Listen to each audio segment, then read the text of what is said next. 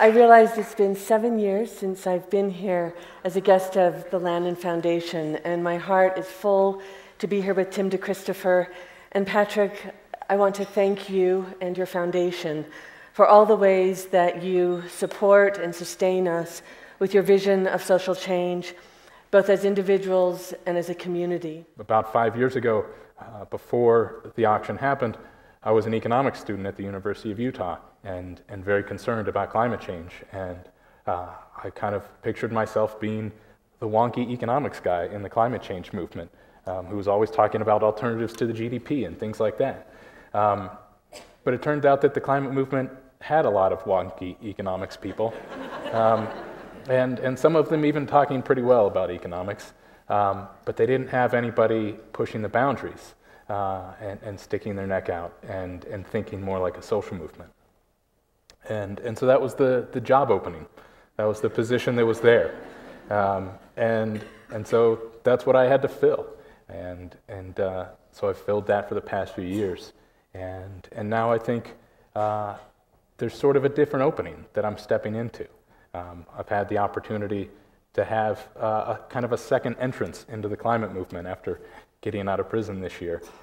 And it's at a very different place. The past 4 years have been a remarkable 4 years for the climate movement in this country. There's been a huge amount of transition. I think when we write the history of the climate movement, 2009 will be the turning point that we look back to, where everything changed. Up until that point, we had a strategy of appeasement that was led by the big green groups in Washington and a theory of change that said we have to appeal to those at the very top of our power structure. We have to make ourselves look non-threatening, and we have to show them that they can change, but maintain their grip on society, that we can change the energy source and keep everything else about our society the same. And that strategy failed pretty catastrophically with the failures of the cap and trade bill in 2009 and with the failures at Copenhagen.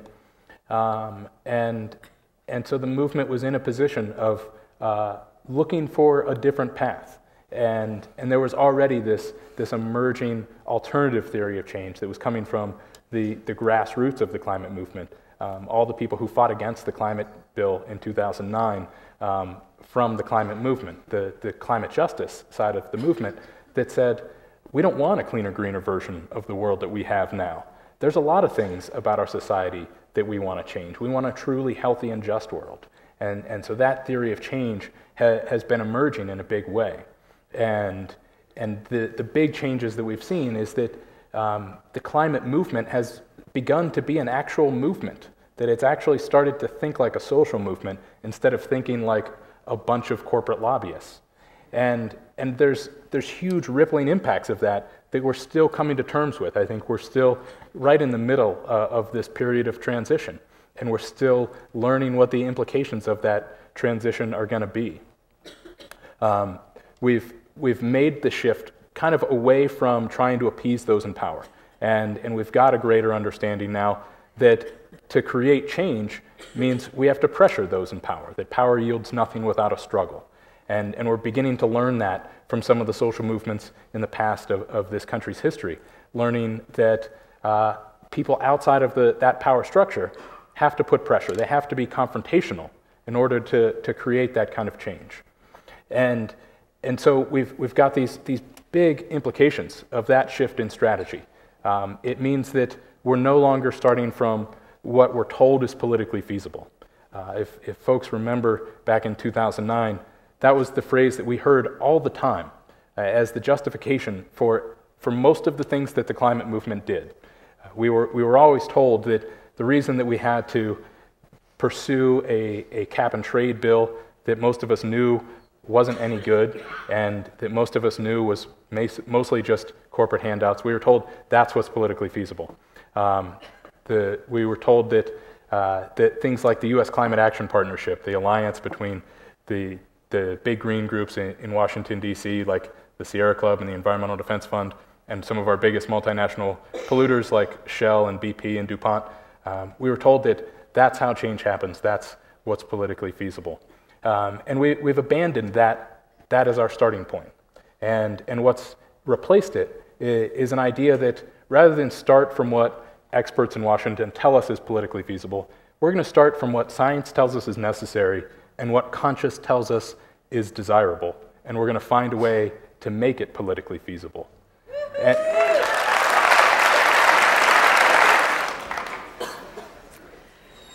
Thank you, Tim. We were just talking in the wings. When you look at your talk that you gave at Power Shift in 2011, yeah, and the talk that you just gave here, I'm always interested in the vocabulary that we use, and the word shift came up a lot in your conversation with us tonight. And to be able to see the shift in you, Tim, is very humbling, to see your own evolution of your spirit from a political path to a spiritual path, which is truly political. So we honor that. Thank you.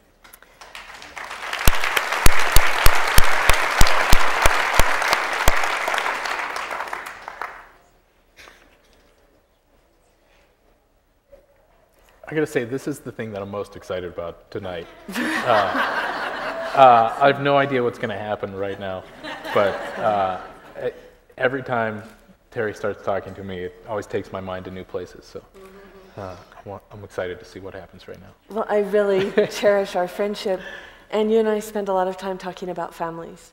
Yeah. And we share, our fathers are both in the oil and gas industry. Mm-hmm. So you can imagine our family conversations. And I'd love to start with your father. Yeah, that's been a really interesting part of the story. You know, it was actually a long time afterwards that somebody mentioned the irony of him having spent his career in the natural gas industry, because that had never really occurred to me as being relevant. He was very opposed to my actions immediately afterwards, and you know, it had nothing to do with the environmental issues behind it, but he was somebody who very strongly believed that we had this working system, you know, that we have a rule of law, and that if you work hard and play by the rules and do what you're supposed to do, that there will be a just result, that's the way things work in this country. And he felt like there was never a reason to step outside of the boundaries of the law. And so we had some big ideological battles over that. And we didn't talk for a long time then afterwards. We kind of had our initial blow-ups and then didn't talk for a year or so. And he was slowly coming around. He was definitely paying attention to what was happening with my case. And he was also paying attention to everything else that was happening in the world.